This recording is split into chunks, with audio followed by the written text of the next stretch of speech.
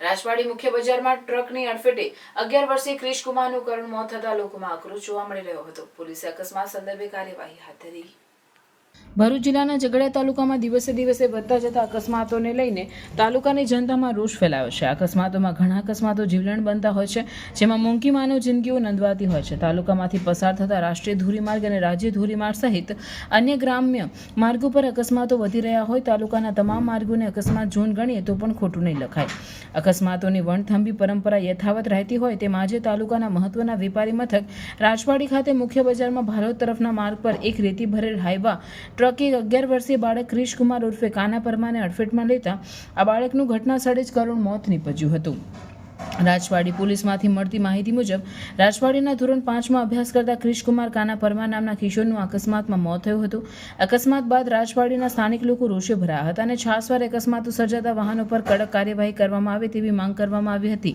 આ બનાવ અંગે ટ્રક ચાલક ભરતભાઈ ભરવાડ નામના ઈસમ સામે ફરિયાદ નોંધાઈ છે, પરંતુ આ જીવલેણ અકસ્માત એક આશાસ્પદ ભૂલકાનો ભોગ લીધો છે. એક કરુણ વાસ્તવિકતાના રૂપે સામે આવ્યું છે. ઉલ્લેખનીય છે કે રાજવાડીના મુખ્ય બજારમાંથી પસાર થતા રેતીવાહક વાહનોથી ટ્રાફિક તેમજ ધૂળ ઉડવી જેવી સમસ્યાઓ ઉદ્ભવે છે અને આવા વાહનોથી જીવલેણ અકસ્માતો પણ થાય છે. એ વાત આજના આ અકસ્માતે સાબિત કરી છે. ત્યારે છાસવાર અકસ્માતો સર્જાતા બેફામ દોડતા વાહનોને અંકુશમાં લેવા તંત્ર આગળ આવે તેવી લોકોમાં માંગ ઉઠવા પામી છે. તો કેમ છો ભરૂચ? શું તમે જાણો છો આપણા ભરૂચમાં સમરનું ધમાકેદાર કલેક્શન લઈને આવી રહ્યું છે રુદ્રા ધી ગ્રાન્ડ એક્સપો.